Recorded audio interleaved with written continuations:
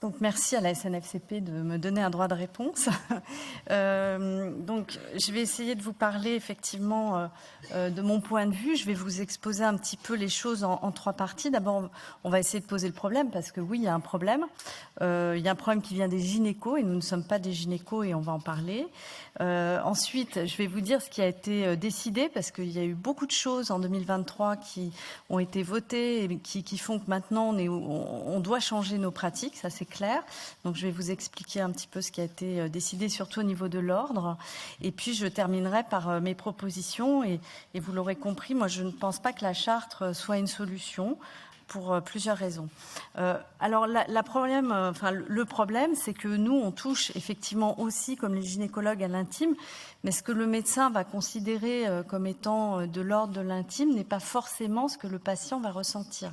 Pour certains patients, l'intime, ça peut être simplement un mot, une rencontre. Chacun place l'intime au niveau qu'il pense ou qu'il ressent. Et d'ailleurs, dès 2000, je vous rappelle cette conférence de Devreux qui était venue à Paris, à laquelle j'avais pu assister grâce à la SNFCP.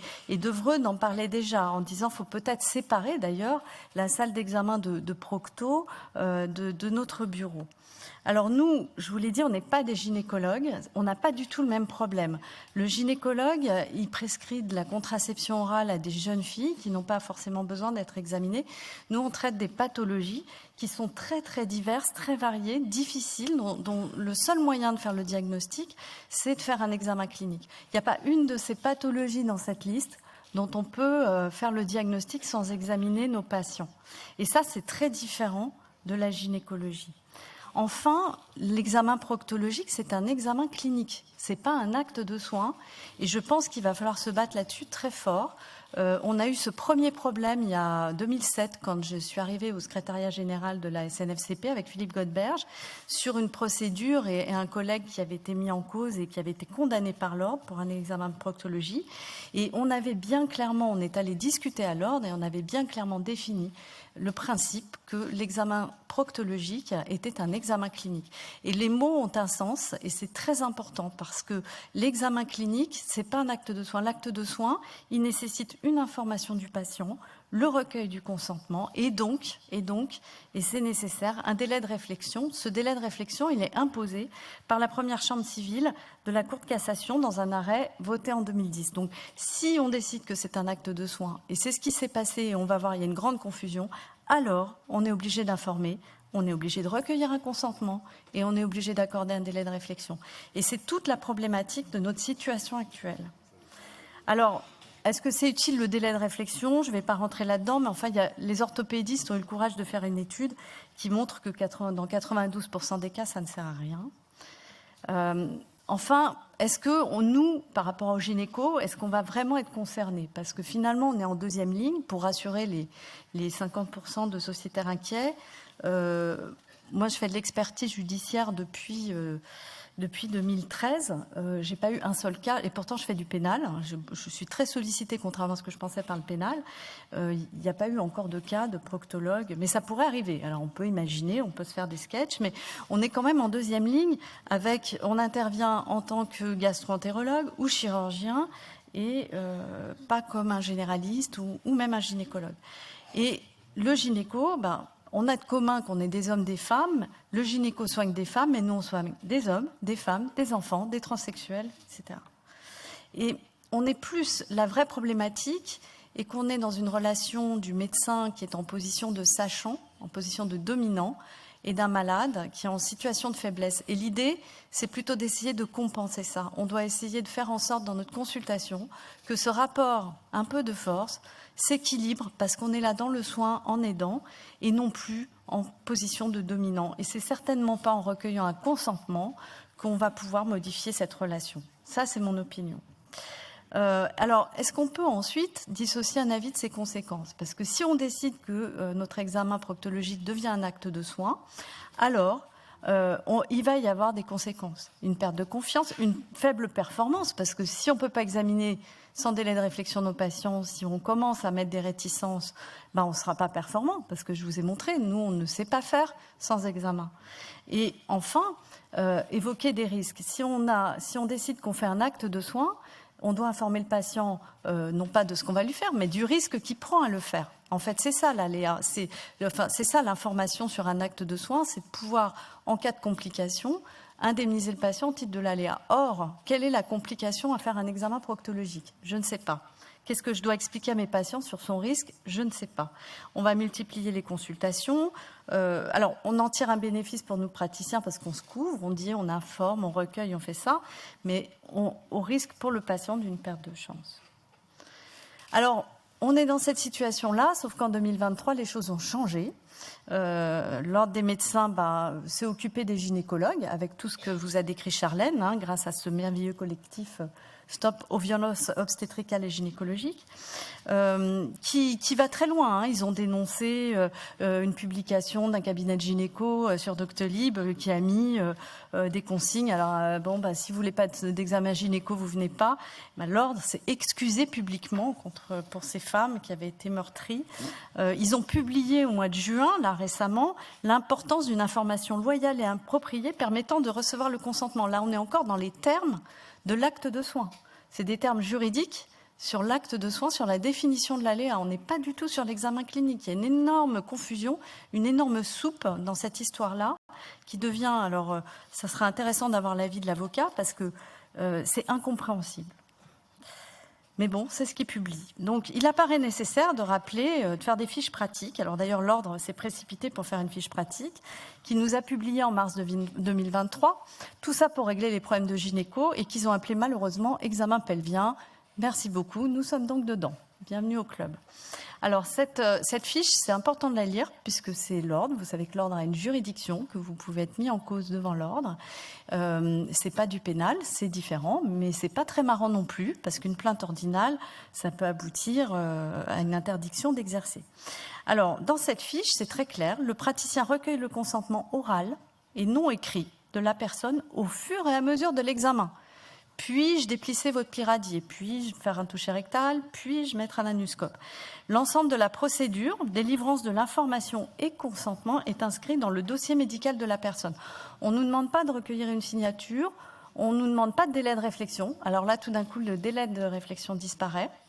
Donc ça va être intéressant de voir ce qui va se passer sur le plan jurisprudence. Si jamais vous avez une procédure, a priori, ça serait au pénal, si ça vous arrive. Ou ça peut être devant l'ordre, mais au pénal, le juge d'instruction lui fait les stupes. Donc, il s'occupe des stupes. Est-ce qu'il ira voir ses examens pelviens? Est-ce qu'il va pouvoir dire, oui, en effet, vous n'aviez pas besoin de délai de réflexion? Je ne sais pas. Mais ça va poser un problème, parce qu'on est sur une situation très curieuse, très inhabituelle en tout cas.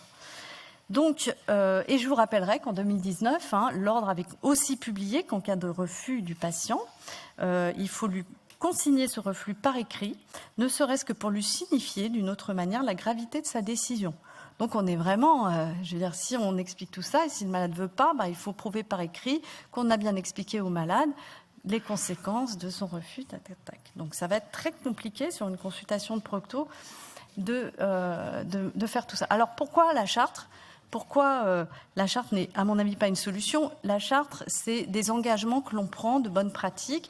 Est-ce que c'est quelque chose qu'on va afficher dans notre salle d'attente? C'est possible dans un centre de proctologie, dans un cabinet comme le mien, où moi je partage ma salle d'attente avec une pédopsychiatre, avec un chirurgien vasculaire toujours très bien habillé, etc.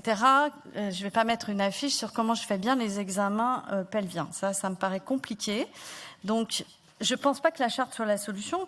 Par ailleurs, ça risque d'alourdir nos consultations. Et puis, est-ce que réellement, ça va nous protéger des patients déviants, qui sont certes nombreux, peut-être pas tant que ça, mais enfin on en a. On a des blogs où il est noté qu'on peut attaquer son gynéco, même si c'est faux, car on en tire toujours quelque chose. Sympa.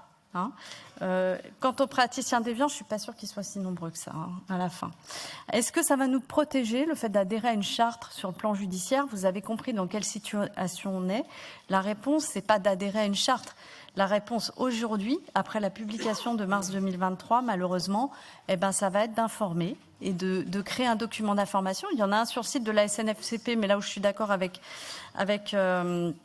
Charlène, c'est que ces photos d'anus comme ça, je pense que ça n'a pas de place dans un document d'information.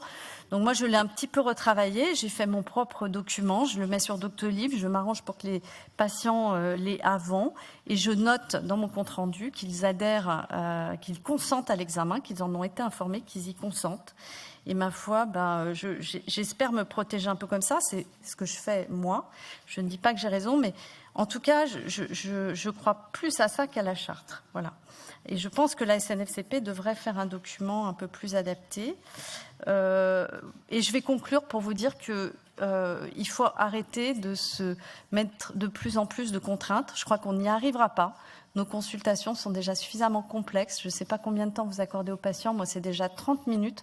Et j'ai beaucoup de mal, en 30 minutes, à faire l'information, l'examen, l'anamnèse. Et puis, on voit arriver des dossiers comme ça. Enfin, vous connaissez.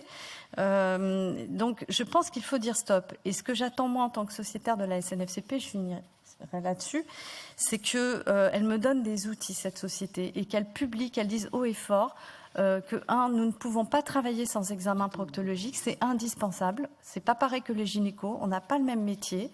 Que cet examen, il doit être réalisé dans une relation de confiance, c'est certain, dans une relation qui peut être refusée à tout moment, qu'on fasse un document d'information, pourquoi pas, et surtout qu'on continue à faire du prosélytisme et à se battre pour le fait qu'on fait des examens cliniques et pas des actes de soins, et que ça relève pas de la même juridiction, enfin du même processus juridique. Voilà, je vous remercie. Merci beaucoup. Donc vous savez que notre but à tous, effectivement, c'est d'éviter les problèmes des uns et des autres. Donc faut faire très attention sur tout ce qui est écrit. Donc ce que j'ai noté, c'est qu'en fait, il faut bien expliquer aux patients le plus possible et retenir son consentement et noter ce consentement dans le dossier. Et là, on ne peut pas faire d'examen s'il y a un refus du patient. Ça c'est clair. Mais je vais déjà commencer à ouvrir le débat avec notre avocat. Comment on peut être... comment, en cas de procédure, on peut être certain que le consentement a été demandé, et comment il est noté? On ne peut pas en être certain. On peut pas en être certain. Moi, je vais vous parler simplement de mon expérience et de ma culture juridique, ma culture du risque, de gestion du risque. Comment on raisonne en expertise judiciaire, que ce soit au civil, au pénal, ou même les expertises déclenchées dans le cadre d'une procédure ordinale, une procédure disciplinaire. On va procéder par faisceau d'indices. On va regarder le cadre général. Est-ce que votre cadre d'exercice hospitalier, libéral, en clinique, en cabinet, est-ce que vous avez une équipe derrière vous, une secrétaire médicale qui maîtrise les outils, une aide-soignante, une infirmière qui vous assiste? Comment est tenu votre dossier médical? Comment sont tenus les dossiers de vos patients? Comment vous communiquez? Est-ce que vous avez des fiches d'information dans votre salle d'attente? On ne parle pas de charte. Et ensuite, est-ce que vous avez déjà eu une ou plusieurs, ça a été écrit dans une des deux présentations, plaintes de patients ou plaintes d'ayant droit de patients décédés, etc., etc. Vous avez tous un assureur. Votre assureur, théoriquement, est là pour vous accompagner également, pour encadrer un petit peu tout ça. Je vous parlais donc de faisceau d'indices. On ne peut pas être certain que le consentement a été recueilli. Mais avant de recueillir le consentement, il y a la première phase. Le consentement, c'est vous recueillez le consentement, c'est un recueil. Au début, vous délivrez l'information. On a vraiment un échange. Vous délivrez l'information et vous devez recueillir le consentement. Souvent, on peut s'appuyer sur les dépliants ou sur le fait, dans un parcours de soins, avant une chirurgie, on vous envoie voir un proctologue ou un gastro pour un examen clinique. Et donc, vous pouvez considérer que, puisque le patient a été précédemment informé sur la nature de l'intervention chirurgicale, vous n'avez pas à l'informer du toucher rectal, par exemple, ou de l'examen pelvien plus large que vous allez lui faire. Mais je ne suis pas tellement d'accord avec cela. Mon fil rouge ce soir, et on va être rapide, c'est informer. Vous ne pouvez pas, à mon sens, et ce que je dis, moi je vous défendrai si jamais vous avez des craintes. Apparemment, j'ai noté qu'il y a 90% de praticiens qui craignent d'avoir une procédure judiciaire aux fesses, pardonnez-moi, pour ce type d'information. Moi, je vous défendrai pourquoi? Parce que on va, sauf si vous êtes des praticiens déviants, ça a été évoqué tout à l'heure, mais il y en a très très peu, en tout cas en France. on va regarder comment vous travaillez. On va regarder comment vous communiquez, ne serait-ce qu'avec vos équipes. Si vous avez des habitudes, des mauvaises habitudes de ne rien dire à vos patients depuis des années, il faut malheureusement les corriger. L'information est délivrée, le patient est heureux, ou en tout cas est moins malheureux, et dans 80 à 90% des cas, ce n'est pas un sondage, mais je peux vous dire que le patient ne va pas revenir vers vous en vous cherchant des noises et en entamant une procédure. Si le patient il a reçu la bonne information, il ne va pas revenir vers vous. Comment, justement, on trace cette bonne information? C'est à vous d'apporter les preuves.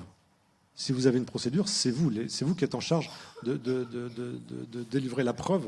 C'est pour ça, je reviens à mes indices, mes faisceaux d'indices. Je ne peux pas vous dire que ce n'est pas un raisonnement binaire, noir ou blanc, ou rouge ou vert, et dans ce cas, vous êtes tiré d'affaire. Non, vous pouvez toujours, alors ça ne va pas vous plaire, mais vous pouvez toujours, personne n'est à l'abri dans vos pratiques, personne n'est à l'abri d'un mauvais con, pardon pour qui vous cherche des poux. Parce qu'il a eu mal, parce qu'il a considéré que vous ne l'avez pas assez informé sur on ne parle pas des risques, mais sur vraiment la nature de l'examen clinique que vous allez lui faire. Est-ce qu'on est obligé de donner une information écrite? Non. Vous devez l'information est orale. En revanche, je vous conseille fortement, et je ne l'ai pas inventé, ça a été rappelé par le CNOM récemment, vous devez le tracer dans le dossier. Vous devez le tracer. Pourquoi? D'expérience, quand j'en ai encore lu ce matin des chambres disciplinaires nationales de l'ordre des médecins, qui notent que l'information a peut-être été délivrée, mais elle n'est pas tracée dans le dossier. Et c'est regrettable, pour X ou Y raison. Ça peut être un défaut à l'hôpital de suivi, de remonter dans le dossier informatisé du patient, par exemple. Mais tant que vous n'avez pas cette trace écrite, ce n'est pas forcément bon pour vous. Une question. Donc, plusieurs questions. Essayez de faire des questions courtes parce qu'on n'a malheureusement pas de temps pour ce sujet majeur. En pratique, il faut écrire dans chaque observation, examen accepté par le patient. Oui, c'est mieux. Ouais. C'est mieux. C'est C'est mieux. Il faut une trace. C'est une preuve. Une trace écrite, c'est une preuve. Une trace, ça peut être une croix dans un dossier patient informatisé. Vous cochez la case, ça suffit.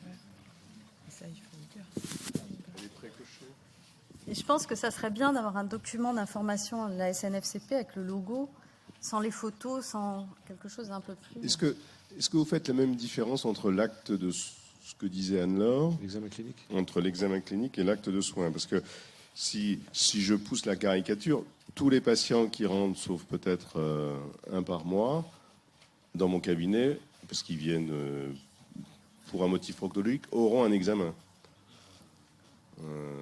Je vais finir par mettre je ne le mettrai pas, mais dans mon logiciel préécrit à accepter voilà. Sinon, je vais l'oublier. C'est un bon outil. Au rythme de mon travail, on va l'oublier. Appuyez-vous sur les outils numériques à votre disposition dessus. Ça me semble stupide. C'est comme les paragraphes qui sont auto dans les CHU de chez nous. Il y en a. C'est toujours la même chose qui est écrite. Automatiquement, ça a été mis par les juridiques de l'hôpital. Quand il y a une intervention, il y a une phrase, il y a un paragraphe de 5 lignes, j'ai bien, machin, c'est pas du tout le praticien qui l'a dicté, c'est toujours la même chose. Oui, Ça n'a plus aucune valeur juridique. Si, c'est Non, un c'est début, c'est préimprimé. une preuve. Vaut mieux une preuve que pas de preuve du tout. Et paradoxalement, parce que moi, mon leitmotiv, c'est il vaut mieux plus d'oral et moins d'écrit, mais il faut un minimum d'écrit. Parce que là, ce sont même plus les médecins qui l'écrivent, c'est le juridique qui l'a. Les petits juristes de l'hôpital. Quelle valeur ça? On marche sur la tête. Donc, dans nos deux oratrices, là, vous seriez d'accord pour retravailler un petit peu la fiche d'information? Ah oui. Moi, je suis d'accord pour aider. Je crois qu'on a besoin. Enfin, on a Charlène aussi. besoin vraiment de se poser la question et de se dire comment on fait, puis de faire quelque chose. Donc, c'est pas une auquel on est battle, en tous fait, d'accord. vous êtes d'accord? En fait, on est d'accord. Mais oui. Juste un petit commentaire, en fait. Merci beaucoup pour la présentation. Un patient X qui vient en consultation, et j'ai fait l'examen, j'ai expliqué tout oralement, et j'ai noté aussi dans l'observation, patient consenti, etc. Quelle preuve devant le tribunal peut dire le patient, non, il m'a rien dit, le médecin? Alors que s'il y a une charte, le patient a signé, c'est proactif. C'est ça une question, car comment on est protégé, en fait, dans ce cas? En fait, une charte, c'est pas un consentement. D'accord. Il a Donc, ce que signé. vous voudriez faire, c'est faire signer un consentement. Comme on le fait pour les coloscopies, finalement, les chirurgies, etc. C'est ça que vous voudriez faire. Après, l'ordre a clairement dit que qu'il fallait pas faire signer, que c'était un consentement oral. Après, c'est toujours un moyen. On a le même problème avec les chirurgies et les endoscopies. Donc, on rentre dans un process. Moi, j'ai essayé de faire ça. Hein. J'ai passé 6 mois. Je donnais les documents d'information. J'ai fait signer. Je disais à ma secrétaire de scanner dans le dossier. Mais c'est un énorme... Essayez. C'est un énorme casse-tête. Les patients lisent le truc. En plus, je pense que ce document, il est mal fait. C'est vrai qu'il faut qu'on le retravaille. Mais il dit, mais vous allez me faire mal. Puisque je peux dire non si j'ai mal. Vous allez me faire mal. Ils viennent tétaniser. Après, il faut scanner tout dans le dossier. Alors, quand j'ai vu la lettre de l'ordre disant qu'on n'a pas besoin de faire signer, j'ai abandonné ça, mais je mets le document via Doctolib, c'est-à-dire que le patient choisit entre consulte de procto ou de gastro, donc il se trompe. Il faut savoir que les gens ne savent pas ce que veut dire proctologie non plus. Donc, il y a pas, ça vaut le coup d'y réfléchir ensemble et qu'on ait une décision commune, une manière de faire commune qui sera peut-être plus facile à défendre pour des avocats d'ailleurs. Dire, ben non, c'est la société savante qui a proposé ça. Parce que, voilà, mais dans nos consultations, vous vous rendez compte, pour les colos, c'est déjà nos secrétaires dans les cliniques qui font ça, qui récupèrent le consentement, qui mettent dans le dossier, qui vérifient l'administration. Je crois, On va Anne-Laure, faire pareil sur les consultes. tu dis quelque chose d'important. Je pense que chacun ne doit pas faire son petit texte dans son coin. C'est vraiment le travail de la société savante, et je pense que la Société nationale coloprocto va mettre ça en place rapidement, va améliorer sa fiche. En sachant quand même, il ne faut pas qu'on soit quand même trop paranoïaque. Heureusement, on a tous essayé de rechercher un petit peu la jurisprudence. Pour l'instant, c'est pas la gynéco. Hein. Voilà. Voilà, ne créons pas des problèmes aussi. Hein. Bonsoir.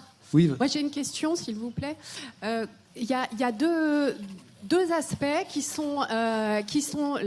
est l'aspect juridique qui inquiète tout le monde, etc. Mais il y a aussi un aspect éthique. Et quand je discute avec certains collègues et qui disent j'ai donné l'information, etc., ça va prendre beaucoup de temps, c'est très très simple. Hein, quand on a donné l'information et qu'on dit est-ce que vous êtes d'accord pour que je fasse le toucher, ça prend 1 seconde. Est-ce que vous êtes d'accord pour que je mette l'anuscope, ça prend 1 seconde. Et c'est une façon de recueillir cet accord oral qu'on ne pourra pas tracer, etc. Mais au moins, on est en phase avec le truc. Et se dire aujourd'hui que le patient, à n'importe quel moment, il peut décider que oui, il veut bien le toucher et non, il ne veut pas l'anuscopie. Est-ce qu'il y en a qui ne sont pas d'accord avec ça? Non. D'abord Vincent. Vincent. Mais oui. Non, tu es obligé. Je ne suis pas d'accord, Thierry. Malheureusement, c'est le monde a changé, Thierry. S'ils apportent la preuve que tu n'as rien dit, tu as un risque. Alors ça ne veut pas dire que tu vas te condamner à radier. Hein. Dissensus.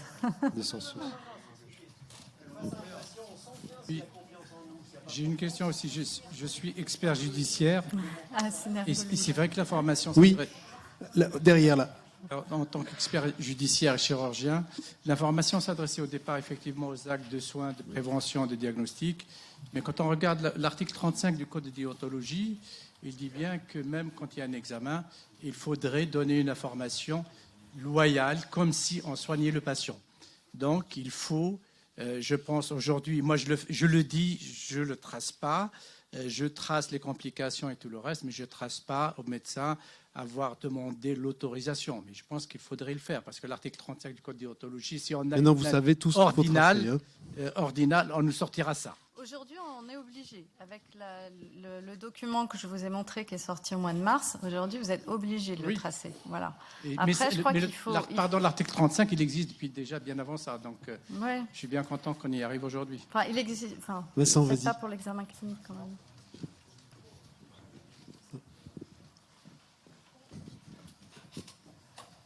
Des questions courtes, parce que normalement, on a dépassé le temps. Non, c'est juste un commentaire, simplement. L'information, on doit poliment demander aux gens si on peut faire ou pas les choses. Ce n'est pas une évidence. Autrement, on va se retrouver forcément attaqué. Le problème, c'est qu'on est de toute façon en pieds et poings liés. C'est-à-dire que le patient, ce sera la parole de l'autre contre la nôtre. Et le fait d'avoir un consentement recueilli, non écrit, tracé dans l'écrit, il faut toujours m'expliquer qu'est-ce que ça veut dire. On Je va laisse tourner la en parole rond dans une au mauvaise juriste. foi permanente. Le risque, est-ce que c'est pas celle-là? Tracez-le dans On le est dossier. attaqué, et une fois qu'on est attaqué, c'est fini. Hein. On est Non. plié en Ah oui, quatre. ça dure et des c'est années, terminé. Hein. Ouais, Non, ça je dure n'aurais pas des ma vie années. sinon. Terminé. Le problème, effectivement, c'est d'avoir, comme le dit Anne-Laure, avoir dissocié l'acte de soin de l'examen clinique. L'examen clinique, il doit être fait avec tact, douceur, etc. Mais on n'aurait jamais dû rentrer dans cette discussion sur une préautorisation écrite, etc. C'est pas le sujet. Je pense pas que ça soit une préautorisation écrite. Moi, je suis contre. C'est une préautorisation. C'est le fait il faut qu'on ait recueilli une information, pas écrite, pas signée, rien du tout. Mais il faut l'avoir fait. Ce qui est une évidence de départ de dire aux gens, à expliquer ce qu'on leur fait. Normalement, on le fait tous. Ou si on le fait pas, il faut changer. Depuis la loi changer, c'est clair. Mais le problème, c'est qu'on sera quand même fusillé. Non. Éventuellement, si une mauvaise foi arrive. Non. Ne changez pas vos pratiques là-dessus. On est on a de plus en plus de normes depuis des années. Le problème, il ne faut pas que ça aille au-delà. Si on fait une charte, celle des gynéco-obstétriciens est pas mal à mon sens de juriste, parce qu'elle est assez light, mais elle énumère un certain nombre de poncifs. Mais il ne faut pas aller au-delà, parce qu'après, vous allez vous lier. Plus il y a d'écrits, plus vous allez vous lier. Il faut tracer l'information, mais il ne faut pas vous lier au-delà. Bientôt, on va aller chez le dentiste et vous allez devoir établir un consentement. Il va vous mettre les doigts dans la bouche. On n'en est pas là, mais si petit à petit, on va y venir. C'est de l'intime, la bouche, c'est pareil. Donc il ne faut pas non plus vous lier là-dessus, à mon sens. Mais il faut une trame, parce qu'on y vient. Je pense que c'est dans l'air du temps, on y vient, mais il ne faut pas vous prémenoter. Et si vous avez une procédure, il n'y a pas de souci. Faisceau d'indice, rappelez-vous, faisceau d'indice, moi je vous défends. Vincent, vas-y. Mais si le patient, de toute façon, porte plainte en disant « Oui, il a mis ça dans son dossier, mais c'est pas vrai, il me l'a pas expliqué ». C'est sa parole contre la vôtre. Si justement vous avez l'habitude de tracer dans vos dossiers, que vous pouvez le prouver devant l'expert, devant le juge ou même à l'amiable, on peut cocher une case dans un dossier informatisé, ça ne veut rien dire. Consentement donné, ça suffit. Ça s'est vu. J'ai vu des dossiers, Ouais. J'ai vu des dossiers où ça suffit. Le juge vérifie ou l'expert vérifie. Le consentement a été donné, c'est dans le dossier. Point. Surtout un document d'information de société savante. Voilà. Si vous mettez sur votre site internet, je ne sais pas comment vous travaillez. Bon, avec Doctolib, vous pouvez mettre des pièces jointes, mais tout le monde n'est peut-être pas sur Doctolib. Après, vous avez peut-être des sites internet, vous pouvez le mettre. Je ne sais pas, tous les moyens sont bons. Votre secrétaire peut les distribuer quand les patients arrivent, mais toujours avec la difficulté de... Plein de gens disent non, je ne viens pas pour de la procto. Puis tu arrives dans le bureau, c'est plus bien pour de la procto quand même. Donc c'est assez compliqué. Très rapidement. Personnellement, je travaille je m'occupe de coloproctologie dans un grand centre de polyhandicapés, neuro, tétra, para. J'ai 80% des patients que je vois qui sont sous tutelle, curatelle ou mesure de sauvegarde. Déjà que c'est un bordel pas possible pour organiser des examens endoscopiques ou des trucs. Si à chaque fois qu'il y en a un qui saigne ou qui fait un fécalome, que je dois aller évacuer le fécalome à la main, je dois prévenir le tuteur ou le curateur qui à 4h30 coupe son téléphone, je me demande comment je vais faire. Alors, première question. Deuxième question, très rapide, le cas des enfants. Moi, j'ai aussi pas mal d'enfants. Les parents divorcés, le tio, il vient avec sa mère ou avec son père, et ils sont divorcés. Qu'est-ce qu'on fait ? Mais l'autorité parentale, c'est l'un ou l'autre. Hein. Enfin, c'est les deux, je veux dire. Enfin, oui, il y avait les deux. C'est impossible. Quand concrètement, c'est se tirer une balle dans le pied, parce que quand vous avez un gamin avec deux parents divorcés, il vient jamais avec ses deux parents à la consultation. Enfin... Ouais. C'est la problématique de la différence entre l'acte de soins, où là, effectivement, on est obligé d'avoir le consentement des deux parents, et l'examen clinique, là-dessus, l'ordre ne s'est pas prononcé. On est dans une grande soupe, ça c'est clair. Maintenant, on y est, donc on est obligé d'en sortir. Voilà. Très bien.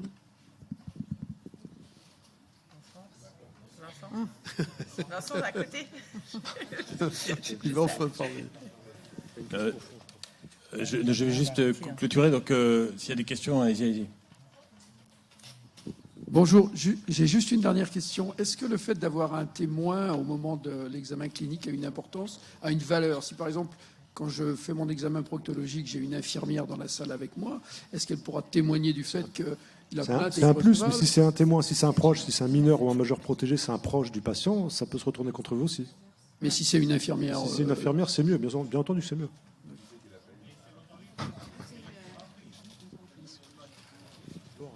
Oui.